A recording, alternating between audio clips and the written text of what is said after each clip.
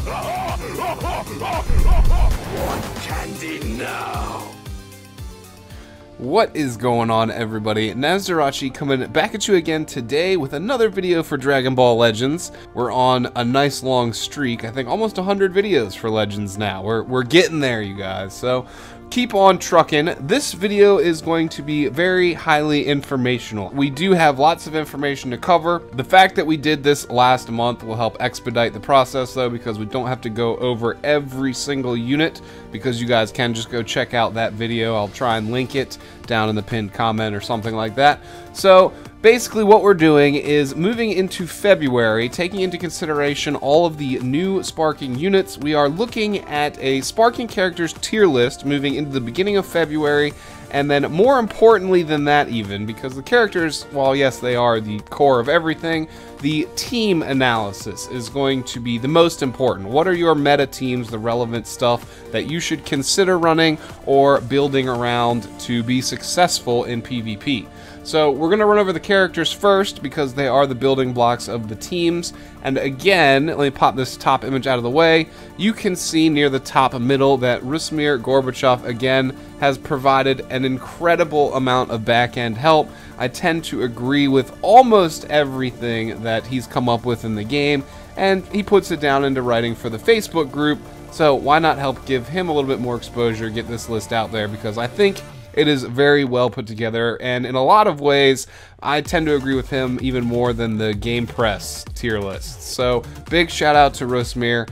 He very helpful in putting this together. So, of course, you guys know, coming from last season, last month, Broly did have a tier of his own. He was the best single unit in the game. Absolutely nothing has changed with that. There are a few more options to square up against him now, but in terms of single units, he is still in a tier of his own, post his transformation mechanic, his kit, all the utility he has, all the combat options, the ability to regain his own vanish meter by using his blast armor. There's just, you know, he's been very well covered. He's very well known why he's the best character in the entire game. So we don't have to spend too much time at all talking about him. Nothing has really changed again. If anything, he might have gotten a little bit better because we have a little bit more versatility to the movies team, which he can function well on outside of the Holy Trinity, which is his main setup, his main team. So Broly tier, nothing has changed. Now, moving down to Z tier, Rusmir has organized these from left to right in a way that he thinks is the best to worst, and I used worst sparingly because none of these units in Z tier are bad whatsoever, but this is his ranking right here. I'm just going to stick with that for the ease of presentation. So for Zamasu, people, he thinks, were surprised that Zamasu was going to be really good. I wasn't really that surprised, although I was thinking that Zamasu would be more of a God Key unit instead of regeneration. I knew that was an option because of his immortal body, but he really has come through for the regeneration team. Between that, me and Rusmir can definitely agree. He's an ultra tanky character. Just like the green sparking Vegeta, he can survive a Rising Rush or any lethal hit once, and then he has got a heal for the entire team that's on par with the original sparking Piccolo. The biggest team heal in the game, we've seen 25%. Now, on the regeneration team specifically, if you combo him with Fat Boo, you have 2 team heals for a total of 45% health back to the entire team. And of course, he has his cover damage reduction, his health regaining after pretty much every combo he takes. He'll gain up to 10% health back. So he's an amazingly tanky unit. The regeneration team has enough buffs and synergy on it to make him deal a reasonably good amount of damage. He synergizes extremely well with Ginetta because he can provide the extra slice damage, and Ginetta can sit back, backfloat, open portals, and do his hijinks to stall the game out. It's just basically, it's an incredibly tanky team between Zamasu, Boo, and Ginetta. And then, of course, Boo, you can lock characters in to guarantee your Rising Rushes, your Ultimate Arts techniques, your lethal hits. So, very powerful team. We'll get into the teams later. But Zamasu coming in so versatile is why I think Rusmir placed him so high. He, again, revives the regeneration teams and makes them, again, near the top of the meta in terms of how competitive they can be. and he does function as well on the future team. I didn't really mention that. I don't have Gohan and Mai, so it's not really an option for me. But if you combo him with Goku Black, Gohan, Mai, and the blue Trunks, the future team is basically only missing Rose now, and then it's going to be an amazing team as well. So for Zamasu being so tanky, very, very hard to kill, there aren't any other red type units that are functional right now that aren't Saiyans. So he's the first really good red non-Saiyans unit that we've had in a long time. Perfect Cell, not super good. Other than that, they're pretty much all Saiyans. So there is that. Now, what else is there to talk about with Zamasu? You can also combo him with the green Vegeta for a double unkillable type team build. I don't think I've covered that in the meta teams because that one's still developing, but that's something that I'm going to play test. And if you want to troll people, you can throw Hercule on the team as well for a triple unkillable team. But definitely pairing him with the green Vegeta will be very, very powerful. Your enemy is going to have not very many options for Rising Rush unless they get rid of that unkillable passive first. So that's a huge step in the game towards negating exactly how powerful Rising Rush is. It's been a huge complaint amongst a lot of the player base. We start seeing a lot more of these characters that can survive lethal hits, then the effectiveness of Rising Rush is going to it's going to kind of drop down a little bit. So that's something that I'm sure quite a few people will be quite happy about. So we're kind of seeing Zamasu here most effective on the Regen team, but I think that might change when Rose shows up. Of course, he does extra damage to Saiyans and Hybrid Saiyans. Huge portion of the meta right now is Saiyans, but there are a lot of decent blue units right now, so you might have some trouble running up against Final Form Cooler and a Lineage of Evil team, and that's really his biggest downside, is there are a lot of powerful blue units in the game, but he is incredibly tanky and unkillable and a great healer, and that's why Zamasu's coming into the meta so high here.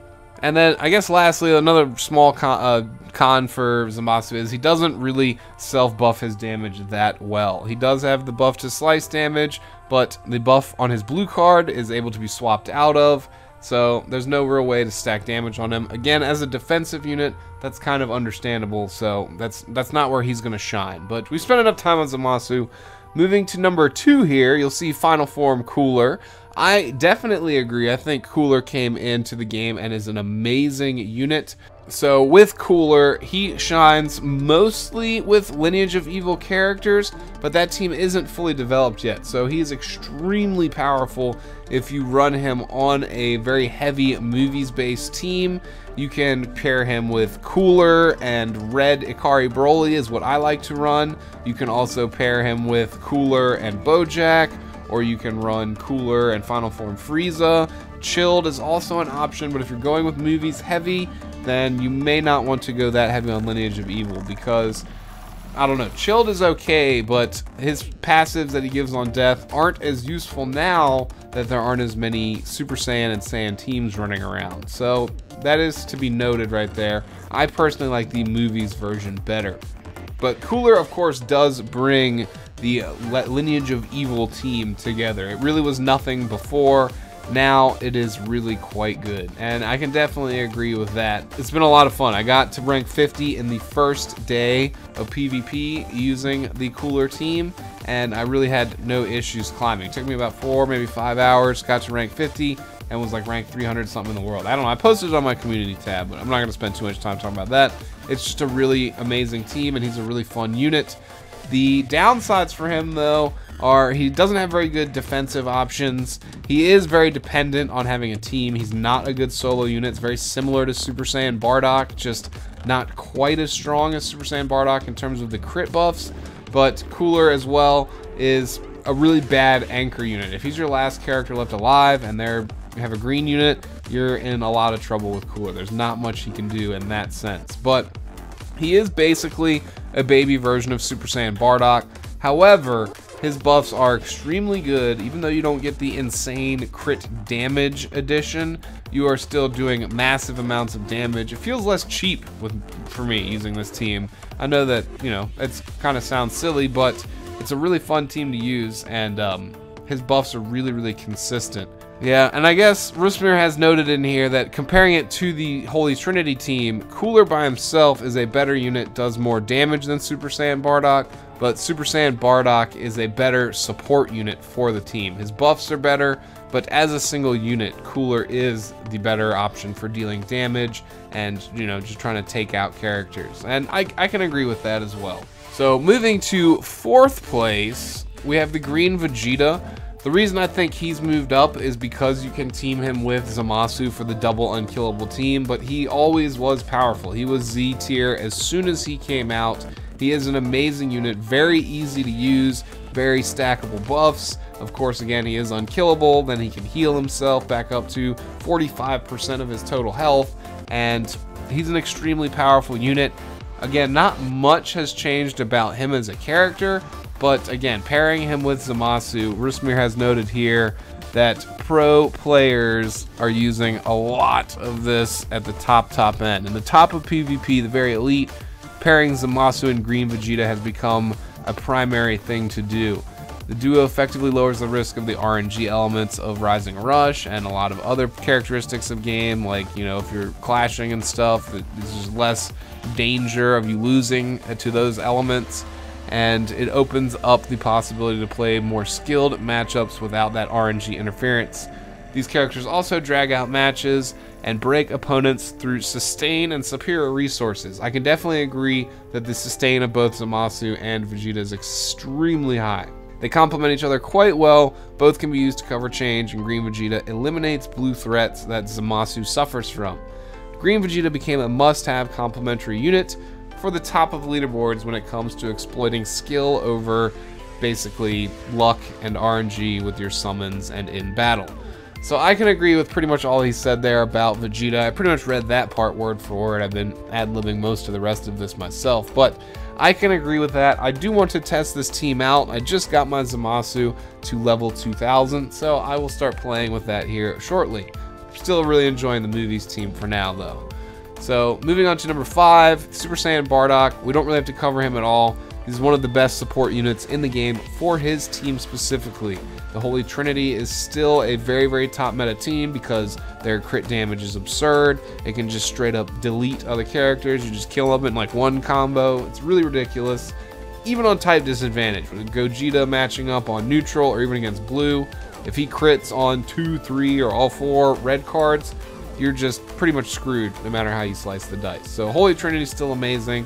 Bardock still a figure set piece on that team.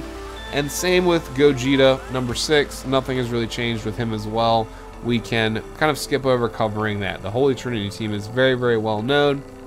Gogeta, exceptional damage. He has a heal. He's got a feint. He's an excellent character. Moving on to number 7, Ginetta. Ginetta's always been an amazing single unit, but he is now even better that, of course, Zamasu has joined the regeneration party. That's pretty much why he is back in sights, back in focus. He was always a great character for backfloating, and his green card is arguably the very best counter in the game.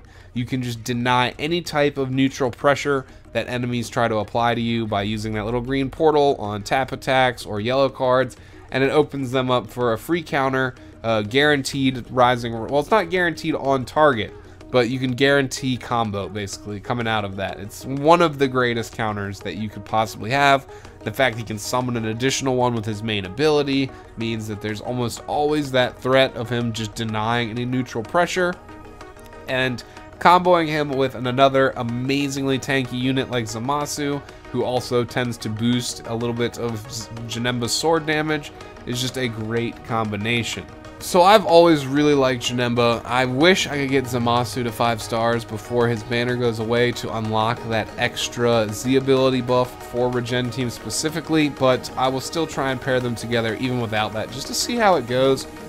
They're both incredibly tanky units, and Ginetta, honestly, his only downsides are that there are a few reasonably powerful yellow units, and he can't self-buff his damage extremely well.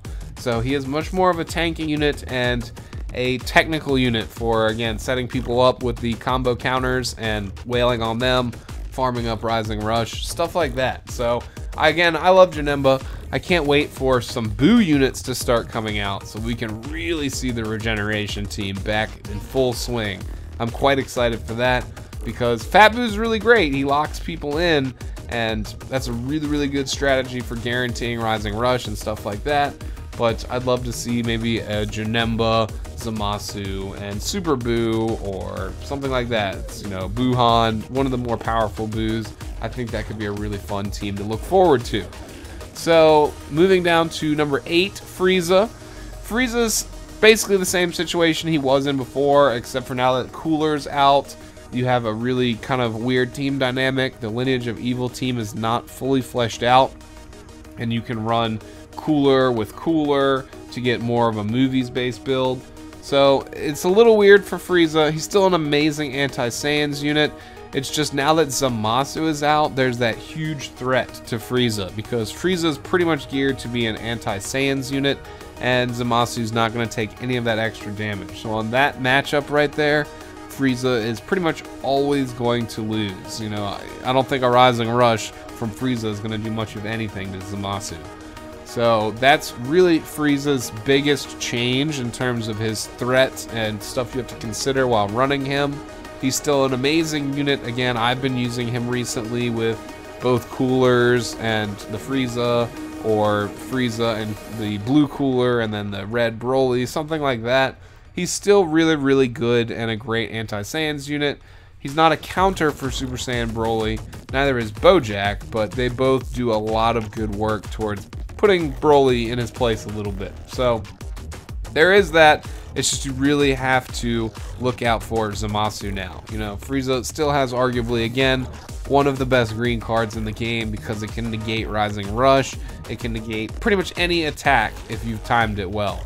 And then it forces that character to stay there. They can't sub out, so it guarantees you a Rising Rush and Ultimate Arts. Again, guaranteed hit after that. So, great character. You just really have to watch out for Zamasu when you're running your Friezas at this point.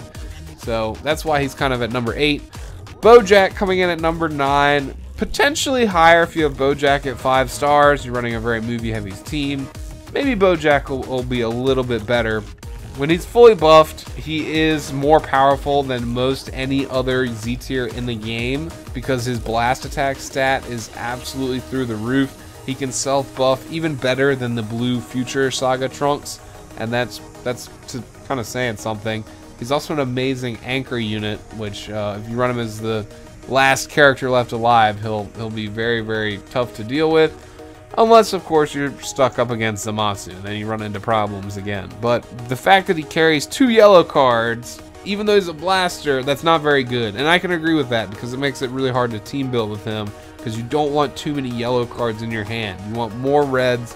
It helps you progress through your Dragon Balls faster. It helps you deal more damage with most of the other characters on the team, and you just generally can use less ki to output more damage over less time. So having the 2 yellows is a little bit of a drawback. It's kind of why Beerus isn't so good as well. I don't know. I tend to not like characters that bring 2 yellows quite as much, and I can really agree with Rusmir on that. If it was 1 red, 1 yellow, it would be a lot better. But again, he is a Saiyan killer. He does a really good amount of damage to Super Saiyan Broly, but he does again he has to worry about Zamasu, the same problem as Frieza that we just went over. And Bojack is more of a late game character. You got to manage his passives, but again, you can buff stack on Bojack insanely well to get a lot of yellow card damage.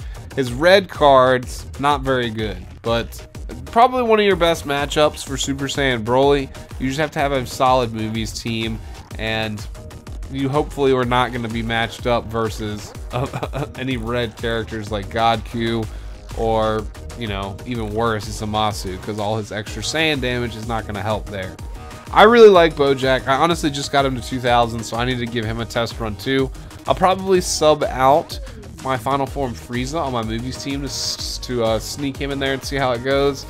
But it'd be better if he was at 5 stars again, because that's where his offensive buff comes in. But I don't know. We'll figure it out. I'll play test him.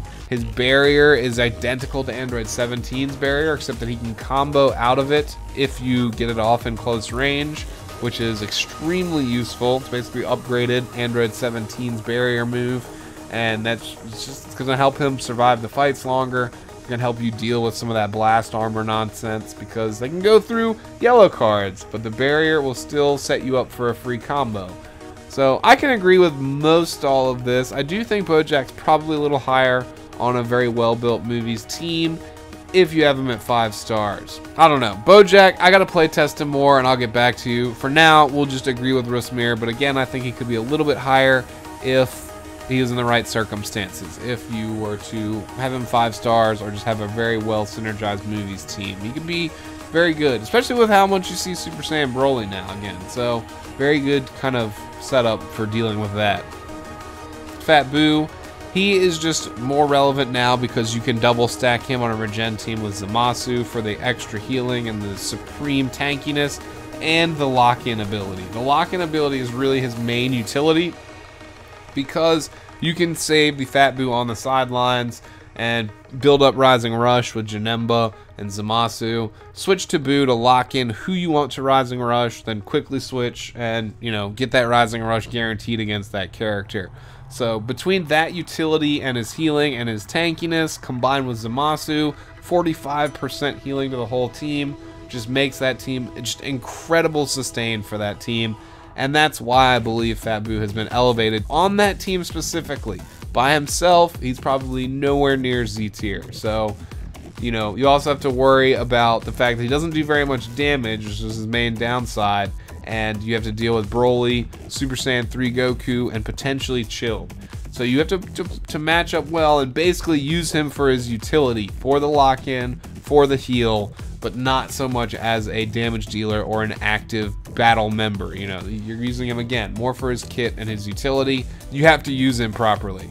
So below the Z tier, all the S plus characters, well, we went over Bojack and Fat Boo, but all the rest of them are pretty much unchanged, except for Future Gohan. He's on here. I don't think I talked about him last time.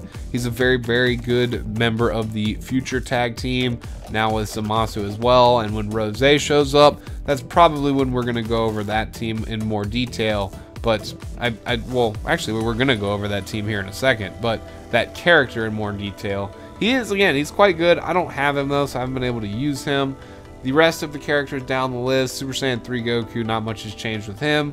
Ikari Broly's got a great passive on the movies team for 20% boost to damage and 20% boost to damage reduction for your characters every time you're swapping him around. So he's an amazing unit, and at 5 stars for free, that's why he's on Z tier. He just team builds, or that's S plus, sorry, not Z. He just team builds extremely well on your movies teams. And then beyond that, Goku, we have Cooler, we have the Trunks because their teams are more relevant, Goku Black as well, Pikkon Chilled, and Vegeta. Those are all S tier units, Mai as well, all because of relevant teams in the meta. And below that, again, you guys check out the previous video. All the units below that will be covered in the previous video. Any changes that has happened between them moving around on the list is just because of team relevancy with newer units that have been coming out. So just keep that in mind. We're going to move on now to the team coverage here, which again you can see provided by Rusmir Gorbachev, the image and some of this synopsis here. Again, I tend to agree. You have at the top, I think these are listed in terms of their relevancy in the meta right now. We're going to go over them and then I'll give my opinion on them as well. Of course, at the top, Holy Trinity, nothing has changed with that. It just functions off of extreme critical hit damage. Very solid characters by themselves, when mixed together, form amazing synergy. You rotate them well, you do a lot of crit damage, you just win. And just good characters just by themselves. There's not much else that needs to be said. Team is extremely good. There's more options for dealing with it now, but Holy Trinity is still the best team. Now, he's got it laid out with the Super Saiyan Broly, the Gogeta Bardock. Obviously, those are givens on that team. I can agree with that. Super Vegeta, I agree with him as well. He's got great Z ability for Super Saiyans. And also, he's a good active team member if you're running up against some purple units you need to counter.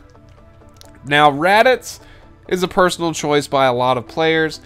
I typically do not like the HP buffs. I mean, there's nothing wrong with them, but I run Super Saiyan Fist Q because he's 5 stars, and I would prefer the defensive buff and having an actual functional blue unit in case I do need to use double blue for whatever reason. You know, it's a possibility. Raditz is bench only. You can't really use him in battle. He does have the health, which is, you know, it's relatively useful. I'm not going to knock it. I just prefer the defensive buff, so I use Fist Q. And of course, Super Saiyan 3 Goku. This is especially if he's at 5 stars. If you don't have him, or you don't have him at 5 stars, you do have other options between the EX Blue Goku, the original Red Sparking Super Saiyan Goku, any other blast or strike damage buffer. You can run Majin Vegeta, that'll help out Broly. So any other options that'll buff Saiyans or Super Saiyans, even the EX Purple Dead Vegeta would be an option here. So keep all that in mind, because that is basically how you're going to build this team. Primarily Super Saiyan 1 with any Saiyan buffers. You can even have Green Bardock on the bench, buff strike damage, anything like that. So that's your Holy Trinity, nothing changed. Moving on to the movie team, it was already strong last season. I can agree with that with Rusmir because the Ikari Broly has been a great unit. Of course, you have Purple Broly, you have the Green Cooler. You know, there's been some good activity with Movies team. I was using it last season with some pretty good success. Now they're amazingly strong. They do have enough characters now to consistently threaten the Holy Trinity. I agree with that. The setup for the team has changed along with the way it functions. I like to run mine a little bit differently right now. Actually, my team is with Final Form Frieza instead of Bojack, the way he has it set up, which is a viable option. But I'm going to try running it with Bojack just to see how well that goes. But what he has said here is the team has 3 go-to strategies. The one is the old classic but improved Broly powerhouse, which I run that sometimes, which is Pycon, Red Broly, Purple Broly. That's a great way to run the team. We already covered earlier why Broly's got some great buffs when he swaps around, and he's capable of doing amazing damage. He can have blast armor on his ultimate arts. He's got a feint there as well. So the Red Broly for a free unit is quite amazing. Great on the Movies team. He can be buffed to hell also. Just using red cards with him. Doesn't even matter if they connect. Just using them, he gets a damage buff to his red card. So the Red Broly is a great free-to-play option. So you have Red Broly, who's similar purpose to Bardock in the Holy Trinity, buff the other 2 big units, which are, well, he's got it set up as Bojack and Super Saiyan Broly. So you can run the team multiple different ways. I personally like running Cooler and Final Form Frieza, or Cooler, Red Broly, and Cooler. You can run it how you like, but you just want to make sure you have a good balance of red and yellows, and a good balance of whether you're going to be running more Movie / Legacy of Evil, or more the Pycon Broly or Bojack Broly, however you want to run it. I haven't run mine with Bojack yet, so I got to test that out. Next up, you can see the synergy for the Lineage of Evil. This team right now is extremely underdeveloped. Rusmir's got it set up with Pycon and Tien and the Blue Kid Goten. You can set up a bunch of different options here. You could theoretically run the yellow Pod Frieza instead of Tien, but then, you know, Pycon's not going to get the buff. That's going to go to the yellow Final Form Frieza. You could run the EX Frost instead of Goten to buff Cooler.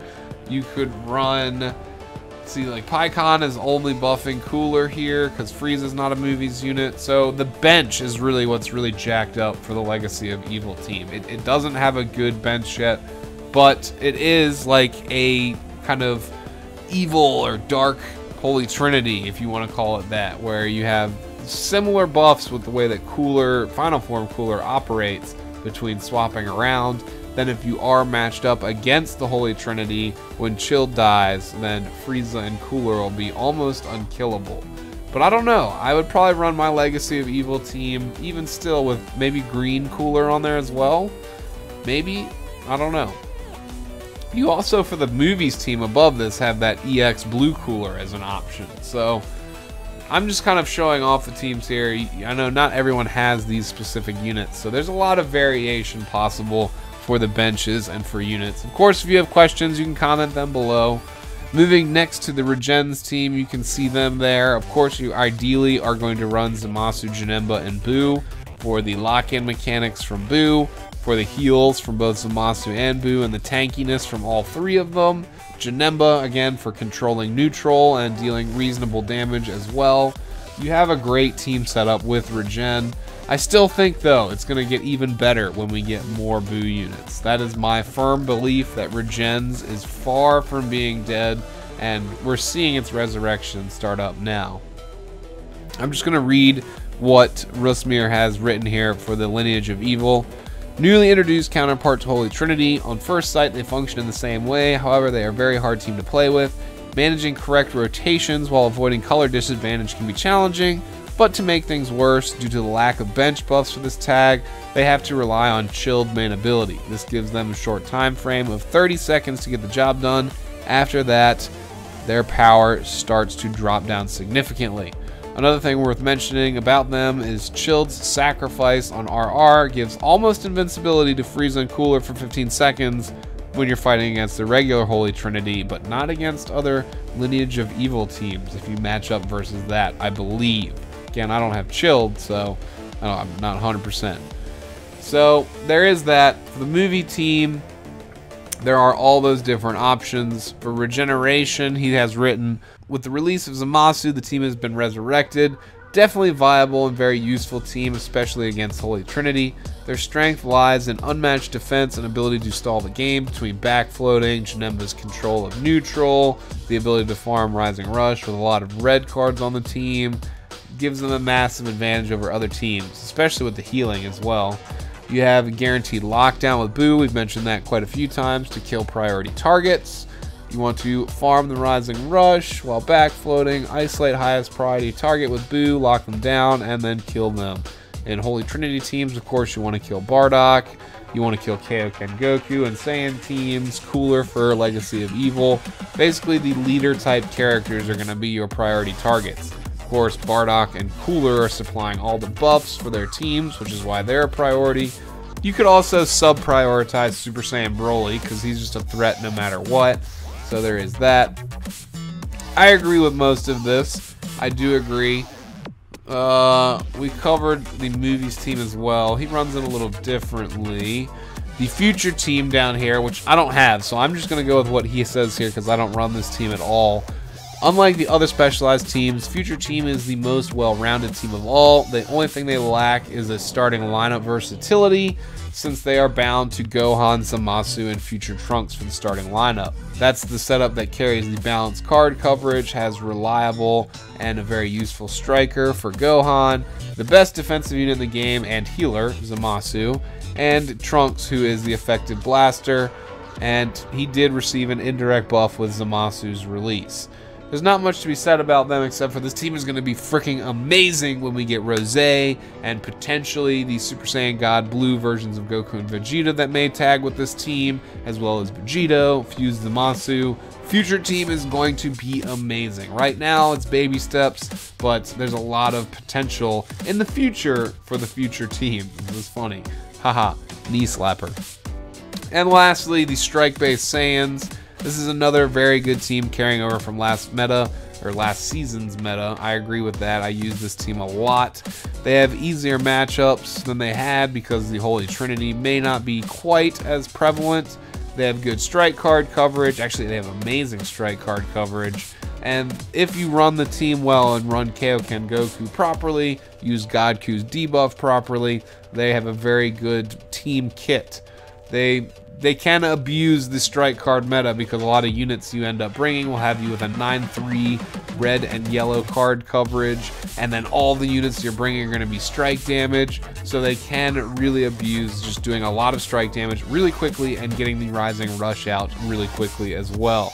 The opponent is going to have to play very aggressive, play very well with counter types, and kill Super Saiyan 3 Goku as fast as possible as well before he can get a lot of buffs stacked on him. So this is still a really good team. I believe this is the team or a version of the team on the bottom. I know you can see my kind of Kamehameha ball overlay cuts over it a little bit, but this is the team I believe that Bebop used a variation of mostly last season.